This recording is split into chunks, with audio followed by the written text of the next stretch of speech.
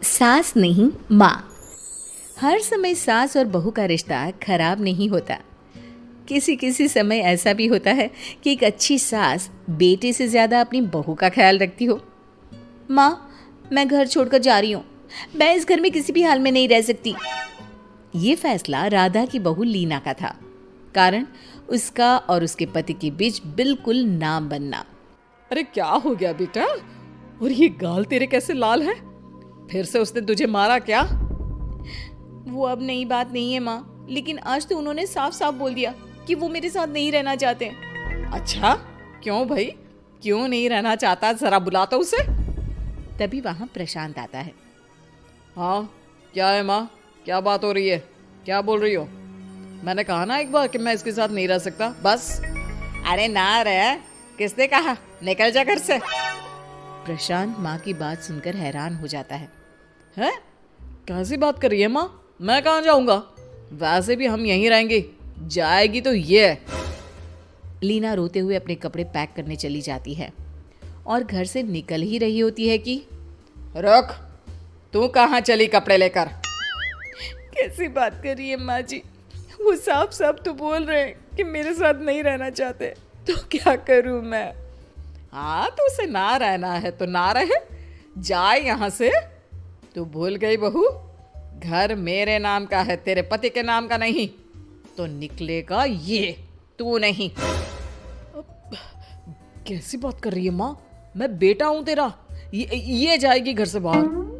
ना ना बेटा, तूने मेरे लिए किया ही क्या है? अरे सारा दिन ये बहू है जो मेरा ख्याल रखती है। ये कमाती है और सारा खाना भी बनाती है, एक एक पैसा घर पर देती है। अरे मेरी कौन सी दवा है कौन सी नहीं, ये भी इसी को पता है। तुझे पता है क्या? तेरी दवा? तुझे क्या हो गया माँ? सही तो है तू? नहीं, माँ को बीपी और शुगर की प्रॉब्लम है। मैं आपको व्हाट्सएप कर देती हूँ, जो जो दवाई माँ लेती है बता देती हूँ। हाँ ठीक है, माँ की दवा रखने वाली, जा निकल घर से। सास को बेटे पर गुस्सा आ रहा था। अरे क्यों बोल रहा है बार बार चली जा चली जा? मैं इसे कहीं नहीं जाने दूंगी। यही तो मेरे लिए बुढ़ापे का सहारा है। बेटे को माँ पर गुस्सा आता है। वो घर छोड़कर जाने लगता है कि उसकी बीवी उसे रोक लेती है। देखिए, मेरे कारण आप अपना घर ना छोड़े, मैं दूसरे कमरे में शिफ्ट हो जाती हूँ। सोचिएगा कि मैं इस घर में हूँ ही नहीं। वैसे भी माँ का ख्याल रखने के लिए आपको किसी ना किसी को तो रखना पड़ेगा ना। लड़का मान जाता है और बीवी के साथ रहने को हामी भर देता है। अब क्या, जब वो सुबह सोकर उठता, उसकी बीवी उसके लिए चाय बना कर रख देती, ऑफिस के लिए टिफिन और कपड़े साफ कर कर अलमारी में रखना। अरे क्यों काम करती है उसके? वो तो तुझसे बात भी नहीं करता। ना करे माँ जी, मैं ये मानती हूँ कि जो मेरा कर्तव्य है वो मुझे पूरा करना है, फिर चाहे जो हो जाए। माँ जी, आप उन्हें कभी मत बताना कि ये काम मैं करती हूँ। बहू अपने कर्तव्य अच्छे से पूरे करती और सास पति का ख्याल भी रखती। वो घर का काम और साथ ही दफ्तर का काम भी पूरा करती। लेकिन फिर एक दिन, तू पति के सामने आती क्यों नहीं? उसे तो तेरी परवाह है नहीं। उसका सारा काम पूरा हो जाता है और आराम से खाता पीता रहता है। फिर तू क्यों परेशान होती रहती है? बहू कुछ नहीं कहती, वहां से चली जाती है। माँ, तू ना ये रोज मेरे लिए चाय और खाना मत बनाया कर। वैसे भी तू थक जाती होगी। अब मैं दूसरी शादी कर रहा हूँ, अब तुझे ज्यादा परेशान होने की जरूरत नहीं है। माँ को बेटी की बात बिल्कुल अच्छी नहीं लगती। वो उसे शादी के लिए मना कर देती है।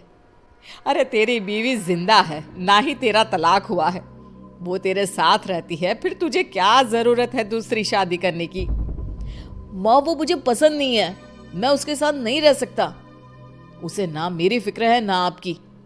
मुझे उसके साथ नहीं रहना। बहू के कहने के कारण माँ बेटे से कुछ नहीं कह पाती। वो शांति रहती है, लेकिन फिर भी वो बेटे और बहू के बीच के झगड़े को समझने की कोशिश करती है।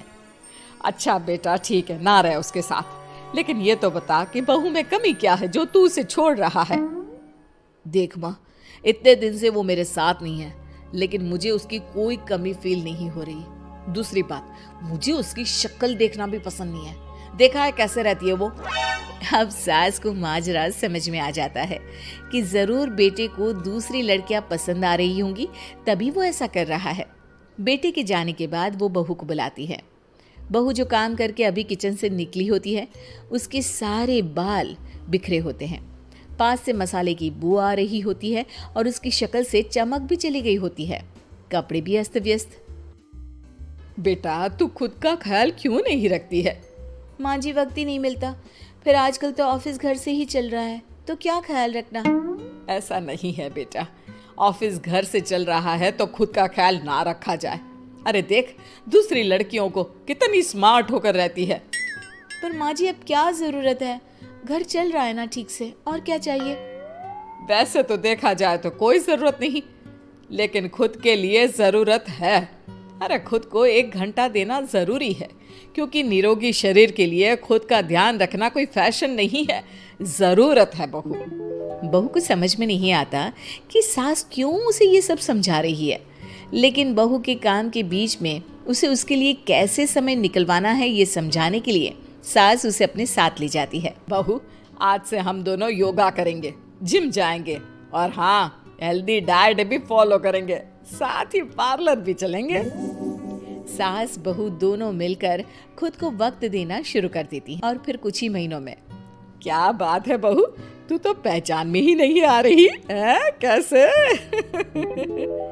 सब आपकी मेहरबानी है माँ जी, सच्ची।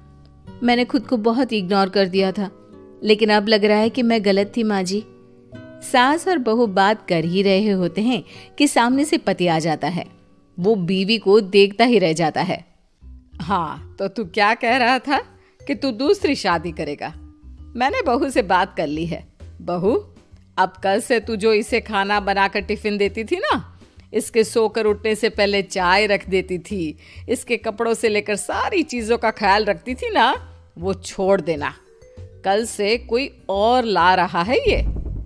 बेटा समझ नहीं पाता कि उसकी बीवी इतनी प्यारी कैसे हो गई। अब बहू को क्या देख रहा है? तलाक के पेपर मैंने बनवा लिए हैं और हाँ, ऊपर का पोर्शन भी खाली करवा लिया है। किराया देकर रहना शुरू कर देना अपनी नई बीवी के साथ। मैं तो अपनी बहू को नहीं छोड़ सकती। माँ, मैं भी नहीं छोड़ सकता अपना परिवार, मेरी बीवी और इस घर को। मुझे माफ कर दो आप लोग।